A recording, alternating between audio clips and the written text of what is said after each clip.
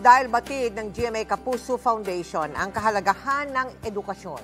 Patuloy natin isinusulong ang pagpapatayo at pagsasaayos sa mga paaralan sa iba't ibang panig ng bansa.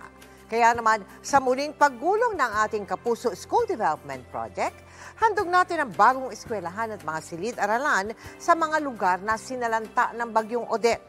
Taos-puso po kami nagpapasalamat sa lahat ng donors at sponsors na naging daan sa para masimulan ang ating project sa Leyte at sa Surigao.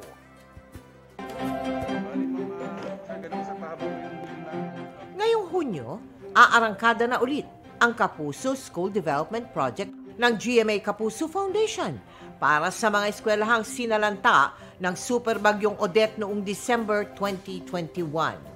Tayo magpapagawa ng mga eskwelahan sa Surigao at Leyte. Binyahe ng aming partner ang 4 na container van na puno ng construction materials, mga plywood, steel bars, pipe, at iba pang galing Maynila patungong Tolos sa port sa Leyte. Mula sa Leyte, isinakay natin ang mga materyales kasabay ang mga graba at buhangin ng concrete stone corp sa barge upang tawirin ang isla ng Siagao at Limasawa. We're also happy to share our aggregates amounting to 3.8 million, including the deliveries of some construction materials to the project.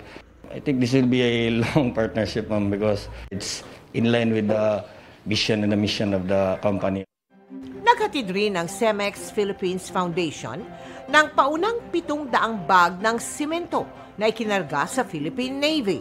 It's a big logistical undertaking, and thank God natapos na rin. That's why we will soon begin construction in Limasawa. This is the first school na itatayo natin, devastated by Typhoon Odette.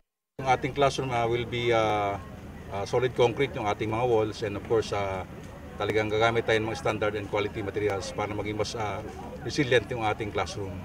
Sa mga nais magpaabot ng tulong sa proyektong ito, maaari kayong magdeposito sa aming mga bank account o magpadala sa Cebuana Lulier. Pwede ring online via GCash, PayMaya, Shopee, Globe Rewards, Metrobank Credit Card at Lazada.